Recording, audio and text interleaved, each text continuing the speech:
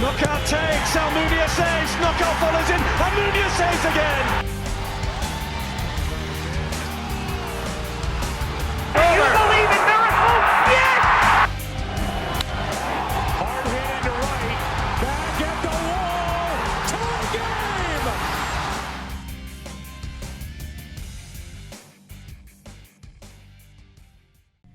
Welcome back to Around the World Sports. My name is Aaron Shellen. Today I am joined by CBS2 Chicago sports anchor Matt Zahn. Matt and I will dissect the 2020-2021 Chicago Bears. I get his thoughts on Mitch, Ryan, and Matt, what went well, and what the future holds for the Monsters of the Midway. If you're watching this on YouTube or Facebook, you'll notice a distinct lack of editing in this episode. I've been real sick for the last week and just haven't had the energy to do it, to be honest with you. I feel a little bit better today, so I wanted to get this out and posted. So unfortunately, you're stuck with my ugly mug for the next 40 minutes or so. Sorry about that, and I appreciate you hanging out anyway. Enjoy. And I am joined now by Matt Zahn. Matt, thanks for taking some time to talk Bears with me today. No problem. Great time to talk Bears. The offseason's better than during the actual games usually. Yeah, no doubt. So let's jump right in and let's talk about the elephant in the room. So Matt Nagy, Ryan Pace getting another year. What's your reaction to that? I guess, about midseason when they started struggling, my take was always, unless things completely spiraled out of control, I thought Matt Nagy would be back. But I thought that Pace's job was at best tenuous, and then the way they end with the Packers, and then going on the playoffs, and they're sort of in the same exact spot they were the year before. I thought Pace might be done, but then you forget who's in charge over there, and you listen to them talk, and you remember, okay, yeah, we probably should have known Pace and Nagy would both be back. I mean, I guess they're linked in some way, right? I mean, I think there was a lot of talk about how one can't go without the other.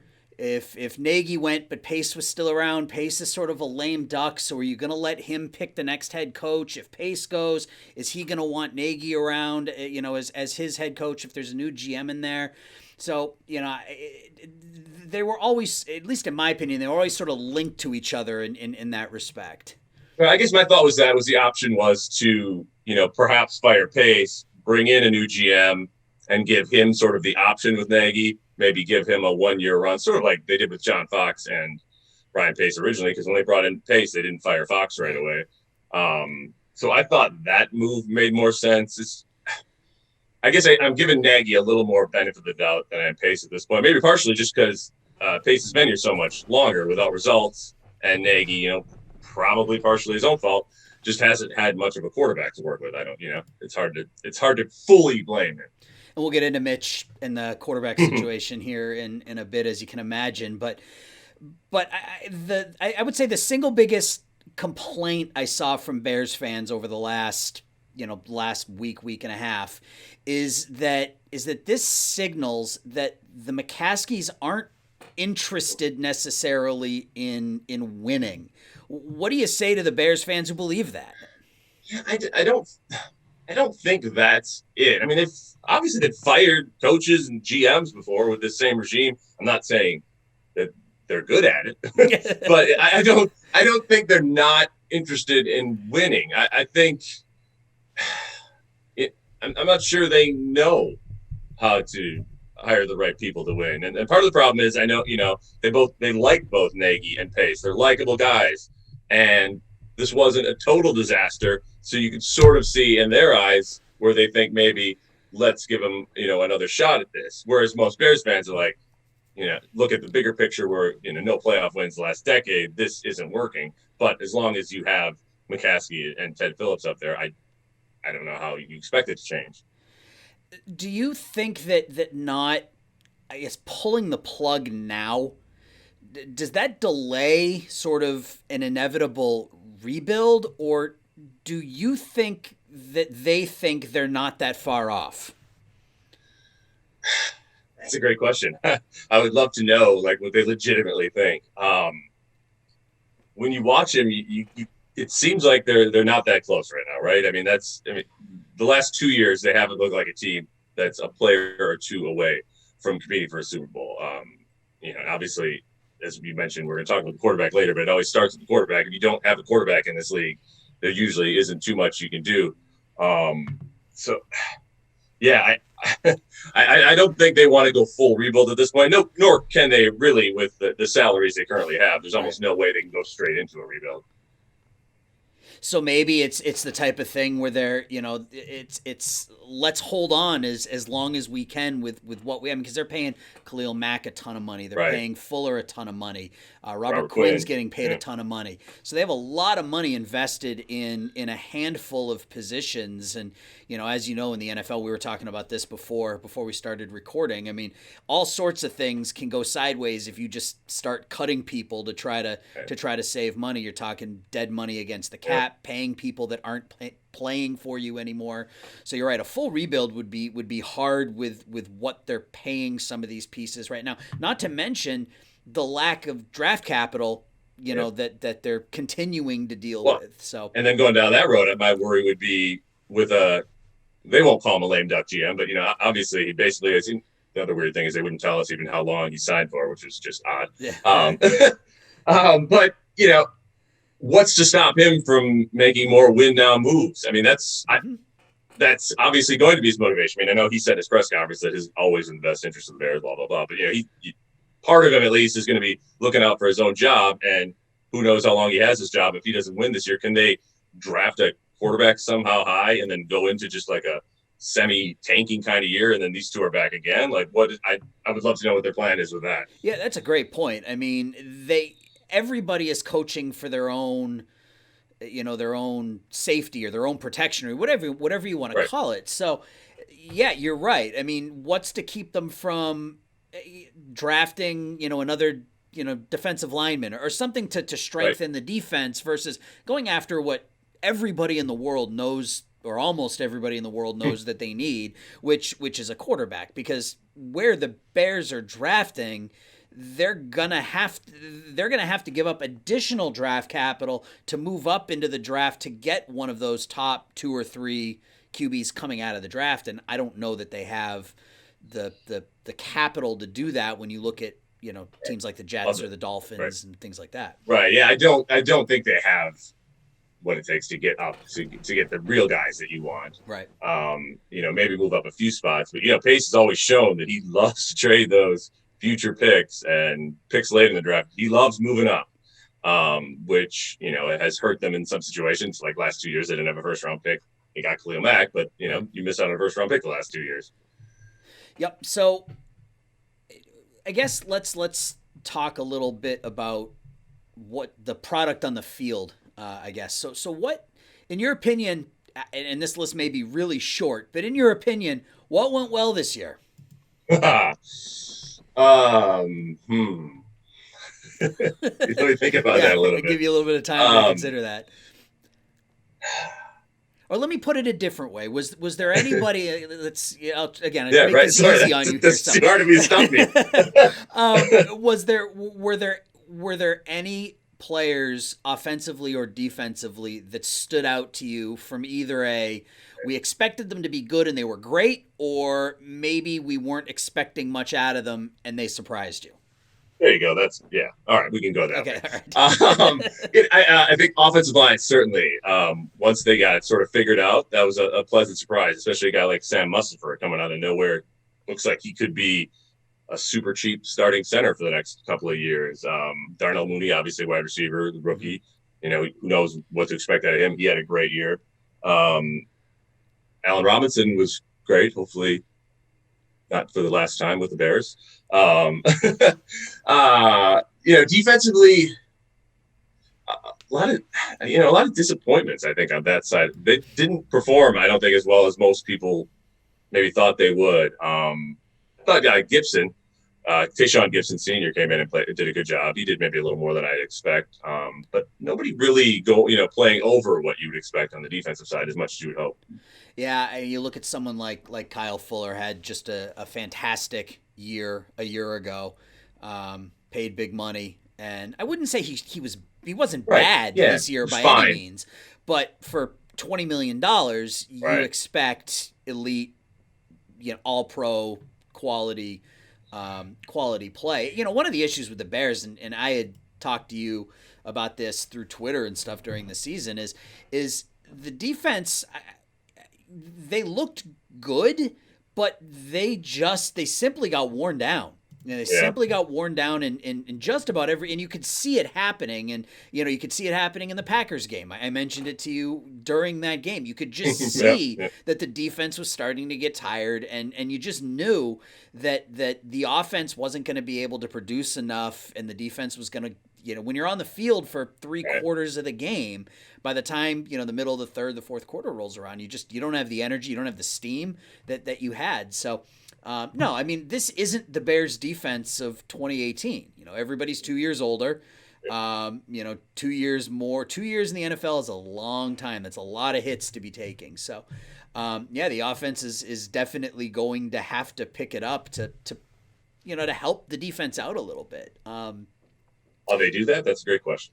You're right, and that actually leads me into that first question. So let's talk about Mitch. So I thought at times he looked pretty good. I was one of those people who thought it was just a terrible idea to go to Nick Foles. I was vocal in that. I'm not a Bears fan. Right. But I thought that the upside of Mitch gave the Bears a greater chance of a higher scoring output than what you were getting out of Nick Foles at this point. So I never thought it was a good idea to go away from Mitch in the first place. But I guess my question is it the system, or is this who he is, an athletic quarterback who makes poor decisions? Yeah, I mean, well, first of all, Matt Nagy hasn't shown his system to be that great. So maybe it's the system a little bit, but a lot of it seems like it has to be Mitch. He just doesn't seem to be able to get to that high level of reading defenses, reacting, going through his progressions quickly. If you give him just one or two reads, get him on the move, get him on the run, he's a pretty good quarterback at that, but you need more out of that position. And I don't, maybe he gets to a decent level someday, but it doesn't, they've given him enough shot at this point, I think, even if you don't think Matt Nagy's system's great. Mitch hasn't shown me anything that says he's great. And that actually, I guess, leads me into the next question. So is he back next year? I don't think so. Just from the way they talked about him at the season-ending press conference, the fact that Nick Foles probably is back, just based on the contract. And maybe, does Mitch want to be back? Would he? I mean, if I'm him, maybe I want a fresh start too. Yeah.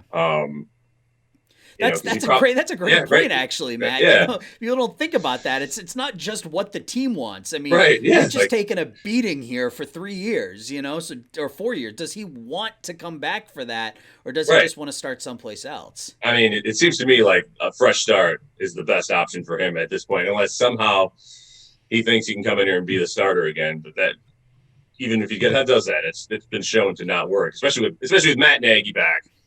And that, to me, signals probably the end of Mitch here. They're obviously, if that's the case, they're obviously not going to go into next season with just Nick Foles and Tyler Bray at the quarterback position.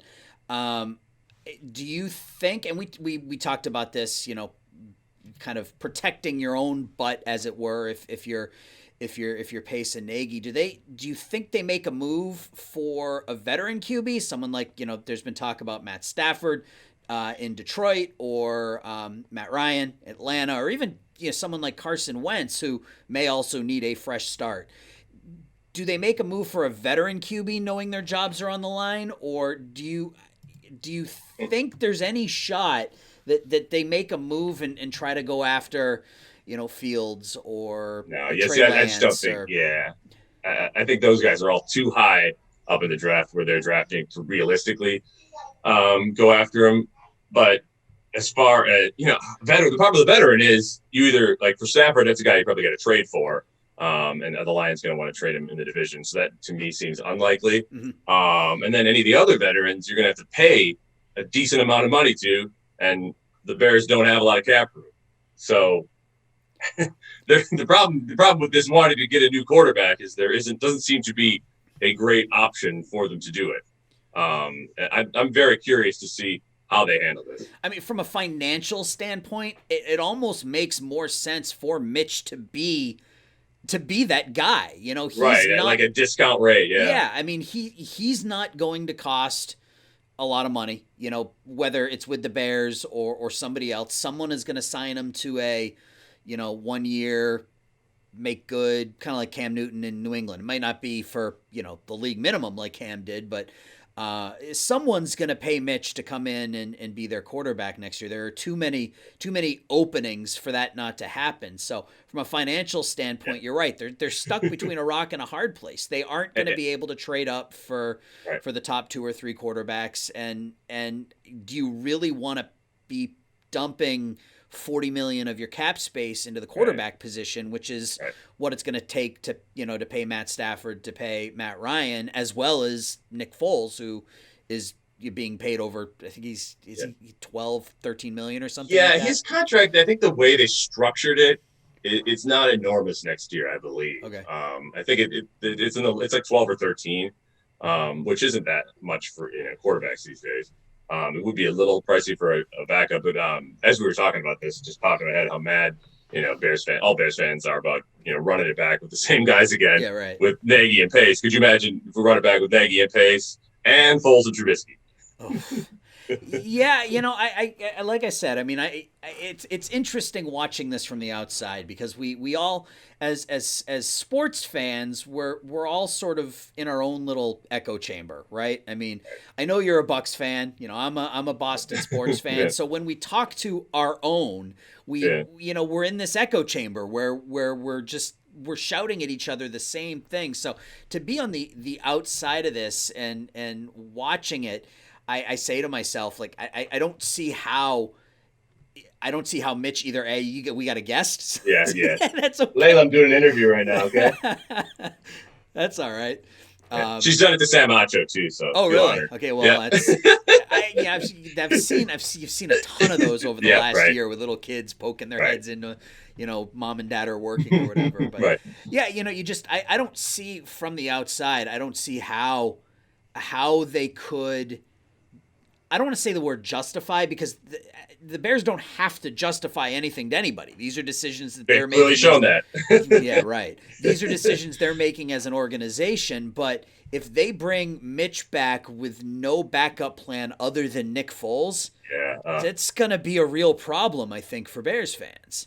Yeah, so I guess the only scenario where maybe that's not a total PR disaster is you bring those two back, and then you drafted somebody that people think maybe could be something like a Mac Jones at 20 or somebody else in the second round, maybe. But at that point, you're reaching, and that guy's probably not going to start right away, anyways. But then we get back into like, what are we doing future-wise with this young quarterback we're trying to develop with a coach and GM we don't know will be here long term. So yeah, and that's it's funny. Mac Jones has sort of become that guy that every single team, including my Patriots, every single team is saying, well, if we can't get Lawrence or we can't get Fields or we can't get Trey Lance, then Mac Jones is the one we want. So you're going to have a dozen different teams fighting over him, which means he'll probably go higher than he should. Right. Which has shown, generally speaking, when you reach for quarterbacks, it doesn't work out. So, even when you don't read, it's only 50-50. So right, and so that actually brings me to the other, I guess, quarterback situation, and that's Deshaun Watson in Houston. No, he will not be traded to the Bears. I was gonna. That's I think that as a Patriots fan, I understand that's not going to happen there either, and. But everybody wants him. I mean, the Bears, the Patriots, the Jets. There's talk about him going to the Dolphins. What would even a hypothetical deal look like? I mean, I put out there Roquan and multiple first-round picks. Does that even get Houston to answer the phone? I mean, I don't know, because it's crazy. Like, it's hard to put together this, in a real world scenario, what trade, because it doesn't make sense to trade Deshaun Watson. I mean, basically, they're the first team to be like teams aren't as bad as Houston when they have that good of a quarterback. It just doesn't happen. Right. That's how bad they are. But like you trade Deshaun Watson, you can't get back anything in return. It just it doesn't matter what you send them. I mean, I guess 5 first-round picks, sure. I think you can only trade 4 into the future. Yeah, after the whole Dallas Herschel Walker trading every draft pick, and I mean, to me, is that enough? I don't know. I guess so, but it's the whole point of this. What have we been talking about this whole time? Right. Trying to find a quarterback. They have their quarterback. Go figure everything else out. Don't trade your receivers for terrible old running backs. Yeah, no, I mean that's, yeah, I don't know. I've tried to come up with hypotheticals that would work for both the Bears and the Patriots, and every single time I end up saying to myself, this is the stereotypical, quarter for, 3 dimes. It doesn't make any sense for Houston to trade him. He's signed to a contract.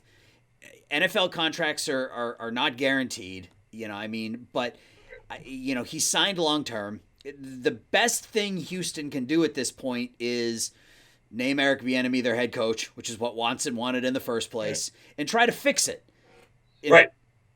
I just don't. Just trading him just doesn't make any sense.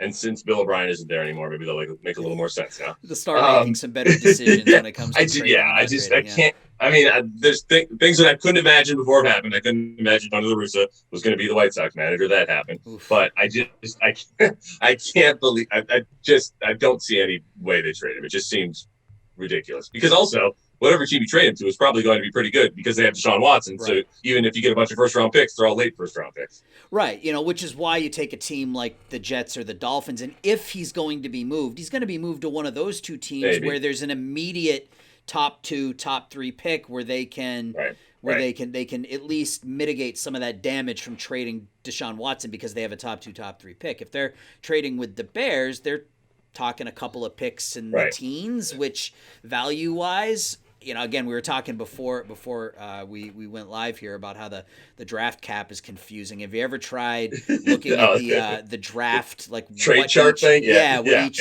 position is worth? Yeah, I have no idea.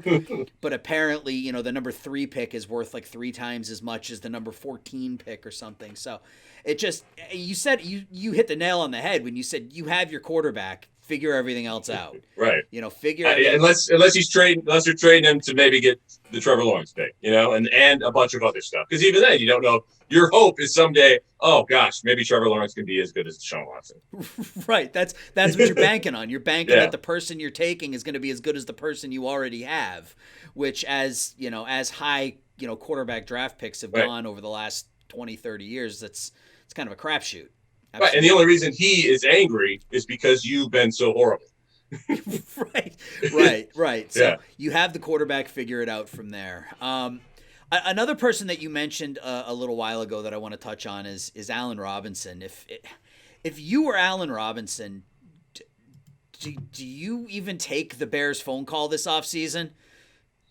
Well, I mean, part of the problem is I guess you don't have to. They can just franchise tag you, and that's part of the problem with the position he's in. So they can basically force him to come back if they want to. But I was talking with Krista, executive producer at CBS too, and it almost feels like, why would Allen Robinson want to come back? It's sort of like a Mitch thing. Like maybe doesn't he want to get out of here at this point? He's had if I'm Allen Robinson, I want to go play for a good quarterback for once in my career. Right. It's been from Bortles and a little Foles and Mitch. Yeah. You almost feel like this year it's either going to get better for the Bears or it's going to fall apart completely. At some point, those players on the defensive side of the ball are going to get tired carrying the offense.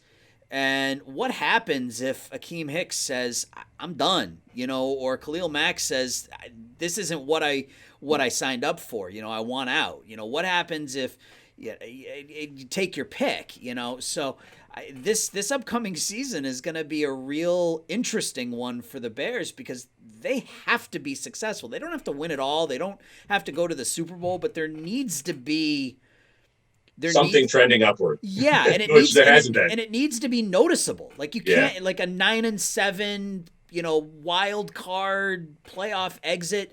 that's not going to cut it. There needs to be, I've never understood, I guess because I've been on the other side of things as a Patriots fan, the Bears' fascination with the Packers. The Bears' fascination with having to beat the Packers. I've always felt you don't build your team to try to beat one particular team.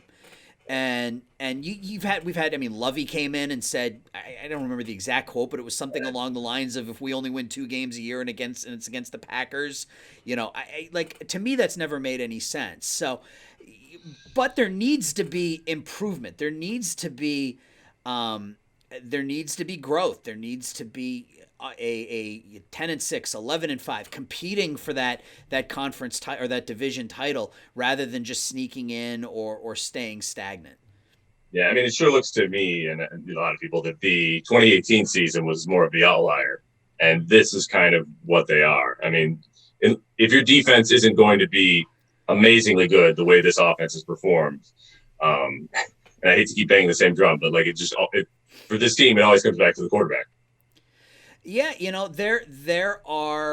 the offense has got some weapons. Yep. I mean, Allen Robinson is one of the best wide receivers in football. David Montgomery showed some explosiveness throughout the season. He was kind of inconsistent, but there was enough there for you to say he can be our 1, and Tariq Cohen can be our 1B, and we've got our kind of our 1-2 in the backfield. They've got some decent depth at wide receiver. If Kmet can show that if he can take those steps in the offseason, they've got those steps. You mentioned the offensive line played relatively well. I mean, we could just call this the Bears QB hour, but it's going to come down to that QB play, and I think you can get away with average play at quarterback in the NFL, or at least the Bears can get away with average quarterback play with their defense the way it's playing. Right, yeah. Average quarterback play, to me, it seems like, is very unlikely to get you a Super Bowl. It just doesn't happen very often. Nick Foles' miracle notwithstanding. That looks more and more unbelievable as we go on, doesn't it? Yes, it does. Trust me. Yes, it does. Maybe that's part of the reason I thought you mentioned, sort of backtrack, you mentioned about how you didn't like the Foles move. I actually thought it was an okay move. I thought, he had enough. It was at least worth looking at something else, because what Mitch had done, wasn't good enough. But I think they should have pulled the plug on that early, because he clearly couldn't. I mean, he couldn't move at all. Well, the worst part about it is that if he didn't get hurt, he would have been the quarterback through the end of the year. Probably, yeah. And I think so too. And they don't even. Well, I guess that brings up a whole nother thing. If Foles doesn't get hurt, he plays through the end of the season. Do the Bears go on that winning streak at the end of the season, or do they finish 6-10? And if they finish 6-10, Nagy and Pace aren't here. Yeah, right. And it's hard to say too, because Foles basically had to play all the good teams, and then Mitch came in when they played the crappy teams again. Yeah. And then you saw what he did against good teams, against Packers and the Saints in the playoffs. So, maybe they don't make the playoffs. So maybe that's funny. That is a good scenario, though. But if Foles leads them to 6-10, gets everybody fired, maybe. So Mitch kind of ruined things again. Yeah, right. There you go, Mitch. Thanks, all Mitch. Mitch's fault. Mitch's fault. There was. I think all sports fans, part of being a sports fan is the highs and the lows and being extreme on both ends, So you had the beginning of the season, the 5-1 start, and everyone was, Bears Super Bowl, and then you had the crushing lows when they lost 5 in a row, and then Mitch comes back, and what I saw in those last few games of the season was a Bears offense that was afraid to let Mitch do anything. So it was a never-ending series of checkdowns and dump-offs, and when they finally played a decent defense, it got exposed. Right. Nagy's really never seemed to trust Mitch, and maybe he's correct in there, because Mitch has shown when you trust him too much, he tends to make that big mistake. It's so hard to pinpoint who's more at fault in that relationship, isn't it? Because when Matt Nagy stepped away from calling the plays, it seemed to get better, but also that was against worse defenses, and they still weren't, they're playing to Mitch's strengths, but his strengths were, rollouts and short, quick passes. Right. Of course, the funny thing is, if Javon Williams makes that catch in the playoffs, maybe we're having a slightly different conversation. Maybe, yeah. Yeah, that's a pretty big one. Well, that's I mean, and that I guess leads me into another question. Is there a scenario that well, I guess I asked this as a two-part question. So, what would you consider a successful Bears season in 2021? Wow, it's so hard to say, not knowing what they're going to have back. If they go, because if they go super young at quarterback, let's say, then how do we even, what's a successful season? This young quarterback shows improvements, looks like the real deal. That would be the most successful Bears season in a while, I would say. If they bring in a veteran, there's got to be improvement. I think they have to get to the 9-10 win range. I guess that's what we're talking about. It's hard to say, and it's funny. That was sort of the question we all wanted out of George McCaskey and Ted Phillips, and they wouldn't really give us. They keep talking about Matt Nagy and Ryan Pace growing, but they wouldn't tell us what they need to show. Like, they need to show improvement to what? Right. Yeah. There's no magic number. Yeah, and I guess that as a reporter, I can't imagine that you thought you were going to get that answer. I mean, right. Being vague about it like that allows them the flexibility to say, well, we saw growth in the areas that we wanted to see growth in. It doesn't matter that we, won 7 games this year and we won 8 last year.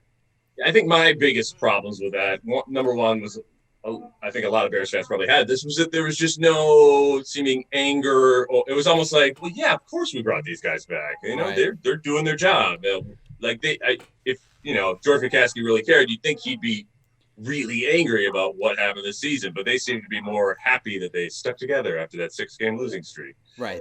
They're happy that they're working as a team. And, yeah. Right. Which is great, but you also need to win. Ted Phillips had the famous quote that I'm sure you heard, that other than the quarterback and wins, everything's going great, was the gist of it. Right. Yeah, and I guess it's the Bears kind of fall into that same bucket as the Cubs did for years and years and years and years. Soldier Field's going to sell out, whether the Bears win 11 games or the Bears win 5. So if I understand, if I were the McCaskies and I'm making money hand over fist and I'm putting an average product out there and I can continue to get away with not spending big bucks and not, breaking the bank for people, it would be tempting to say, okay, Yeah, I mean, again, I think George, from what I've gathered, wants to win. I don't think he knows how to do it. And that's why you probably heard a lot of talk about sort of like a football czar type guy. And I mean, I don't know if that solves it, because he made the good point, at some point it has to stop. So then who's in charge of the football czar? George is still in charge no matter what. Right. And he kept trying to say that Ted Phillips, the president of operations, doesn't meddle in football, but he makes a decision, he helps in the decision to keep pace or fire pace. So, he has say in it. So I think that's part of the problem too. It's been the same leadership for a long time, and they haven't won much.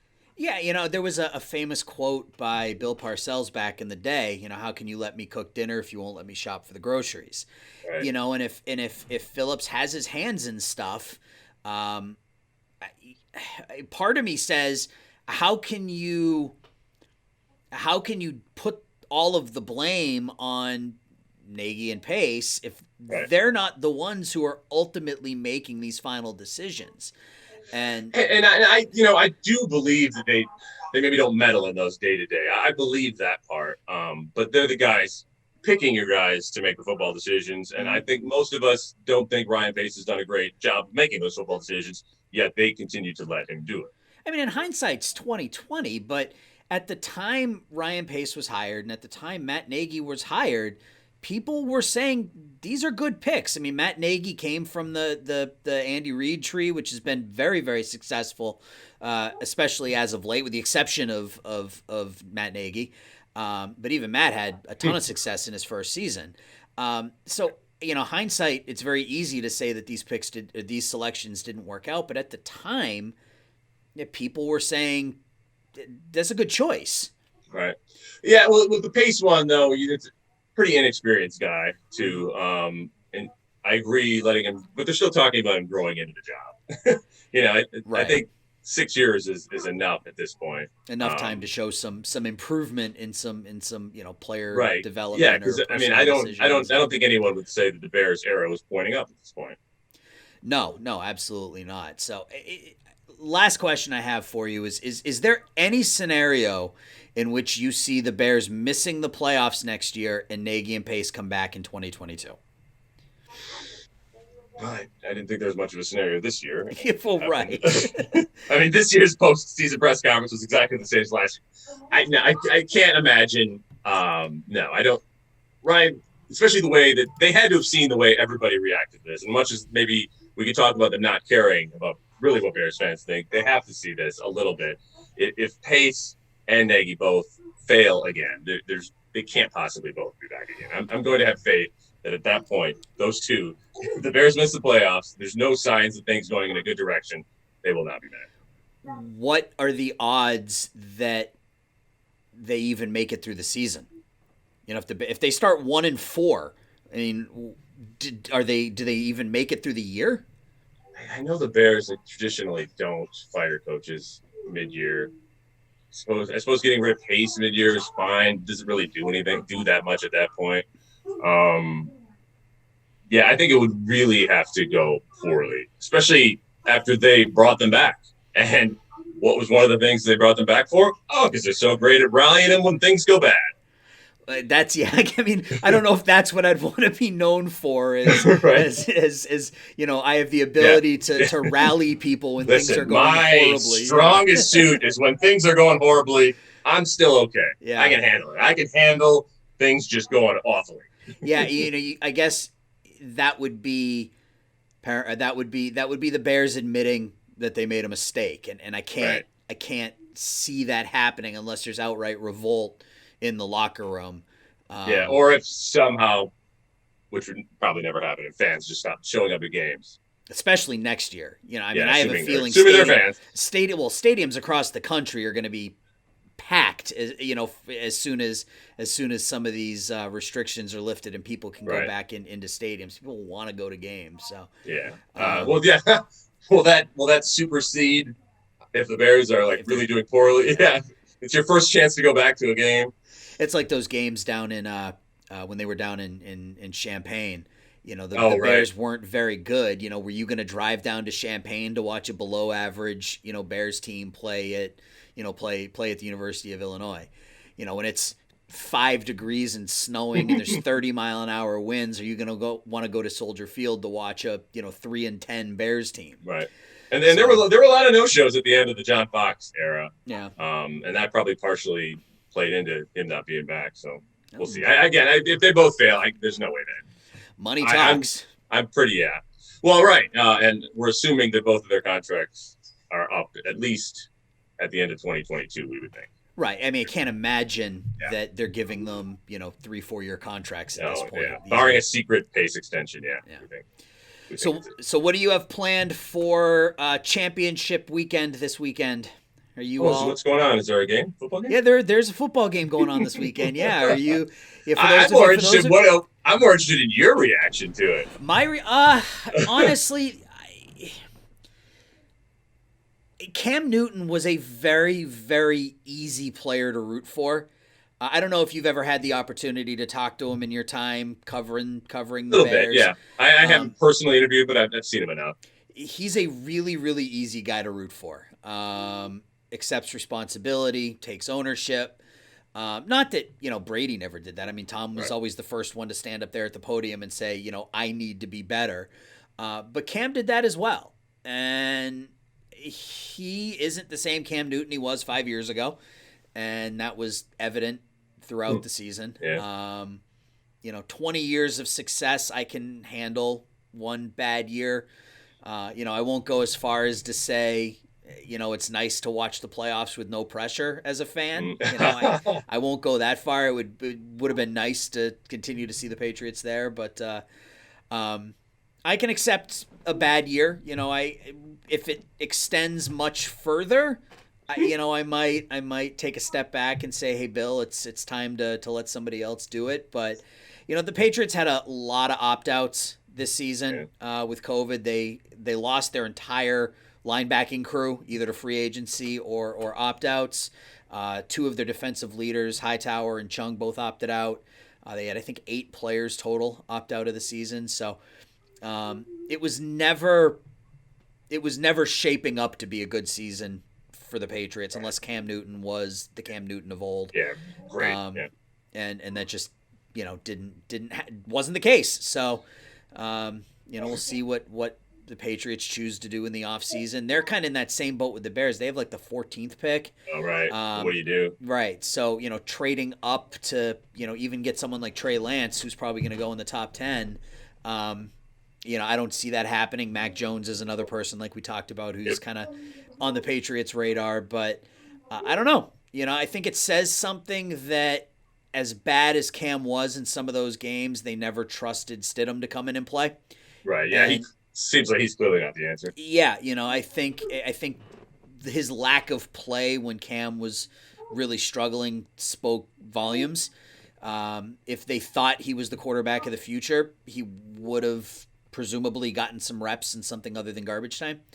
But they're in that same boat. Figure out the quarterback position, and then kind of everything else, from there will fall into place. I mean, they have the greatest head coach of all time. So, well, much more important than that, are you rooting for Tommy this weekend? I'm not actually. I believe it or not, I'm a Packers fan this weekend, and I'm not no ill will towards Tom Brady. I mean, he brought New England 6 Super Bowl championships. He went to the Super Bowl 9 times. It sucks to see him in a Tampa Bay uniform. I can get that watching Brett at the. Sure. Favre, with the Vikings. With the Vikings, yeah, absolutely, and that's worse because it's a division rival. I mean, imagine watching, as a Patriots fan, watching Brady finish up his career with the Jets, or it just sucks to see him in another jersey. And Gronk, he's just a big meathead, dude. I mean, I don't I don't know. There's something about Gronk that when he's not playing for your team, it's obnoxious rather than endearing. Right. But as far as Brady goes, I'm rooting for the Packers. I'd like to see, Rodgers get that shot. I'd like to see a Rodgers-Mahomes Super Bowl, but I'm rooting for the Bills and the Packers. Yeah, I mean, obviously, as growing up in Wisconsin as a Packers fan, I would love Rodgers to get another Super Bowl shot, just so you don't hear that anymore. Such a terrible knock against him. He's only been to one Super Bowl. It's hard to believe that this is his first home NFC I know, championship right? Well, that's game. Part of it too. Yeah, they've never been quite good enough to host. He's always had to do it, even when they went on the Super Bowl. It was that whole time they were on the road. Yeah, he's top 3, top 5 quarterback of all time, and he's never played an NFC championship game at home. I was shocked when I heard that. Right. Yeah, and you can go back to all the same excuses for him too. They haven't had a very good defense most of the time. I mean, all of his playoff losses, they've scored at least 30 points and still lost, which is crazy. So obviously I like Aaron Rodgers, so I'm going to defend him, but I don't think I would just like him to get that second Super Bowl, so people can't say that about him anymore. But backing away from the Packer fan part of me, just as a football fan, it's a pretty exciting NFC Championship game. Rodgers versus Brady to go to the Super Bowl. That's pretty fun. You're using your expert analysis. What do you think this Super Bowl? Who do you think what the Super Bowl looks like? Well, I mean, obviously the Chiefs one matters so much if Mahomes is there. I think. Although they have shown to be beatable, I still think the Chiefs get it done if they have Mahomes. But that's probably a really good game. The NFC game, the one thing that worries me is, of course, that the Bucs just blasted the Packers earlier this year. So is there something to that, or was it just one of those games? If it was just one of those games, I like the Packers a little bit better, especially since they can get the running game going. That seems to be the one big advantage. The Bucs defense is a little bit better, but I don't think the Bucs D is special. Shut Aaron Rodgers down special. I mean, they just played the Rams and they were pretty fine on offense. I mean, I don't know if anybody's shutting Davante Adams down. I mean, right, exactly. You could put 3 guys on him and you'd still find a way to get open. Yeah, it's that game is really interesting. 'Cause you're right. The Bucks handed it to the Packers earlier this season, but if you just look at the playoff games, the Saints have a good defense, but Brady wasn't anything special on Sunday. Oh. He was good enough to win. They were able to take advantage of the Saint mistakes. The Packers were a machine on last Saturday. I mean, they just look like the better team. Yeah. Now I don't know if that's gonna mean anything. Yeah, I mean, but it feels like their offense is clicking enough where they could win a Super Bowl almost just with that at this point. If the defense can just do a little bit, it seems like Rodgers and LaFleur have finally got it. It takes a little while. New coach, new quarterback. They have it figured out, and they seem to be clicking. Yeah, for sure. And then you've got the whole warm weather going to, and that doesn't affect Brady. I mean, he spent 20 years. Well, he is old. Cold. As you know, old guys don't like man, cold. our bones start to creak, man, when this weather drops below 30. But this is, I mean, Tampa Bay, Southern Florida going to Green Bay in the middle of January to play a football game. My money is as good as Brady is and as much experience as he has in this weather. I don't know how many of the other players are really ready for how cold it potentially can get in northern Wisconsin in the middle of January. Yeah, I think it's only going to be 20, so not I'd take it colder for that one, but yeah, that should be cold enough to bother Southern Florida kids. You would hope so as a Packers fan. So yeah, I'm going Chiefs and Packers. My heart says Packers and Bills. I just as a Patriots fan, I can't hate Bills fans. Bills fans are actually great. I don't know if you've seen some of the stories that they donated $150,000 to Lamar Jackson's charity after the game last week. So the Bills fans, with the whole, smashing through tables on fire, and I mean, I'll root for the Bills. So Bills and Packers is kind of what I'm going for. I mean, ideally, both the games should be good. I mean, they're good matchups, so should be fun. Should be fun, and I'm looking forward to it. So, Matt, thanks for your time. I know. Yeah, no problem. Thank you. It was fun. That was CBS 2's Matt Zahn. You can find this along with audio versions of all of my other interviews everywhere podcasts are found. Also, make sure you keep an eye out next Monday at 7 p.m. Central on Facebook Live, where the guys over at Primetime Sports, Luke and Eric, will give you their take on the Bears, as portions of this interview will be shown there as well. If you have any comments or suggestions for future shows, I can be reached at via email at aaronimslombard@gmail.com, on Twitter at SportsGuyAaron, or on YouTube and Facebook at Around the World Sports. Thanks for watching and listening, and we'll talk soon.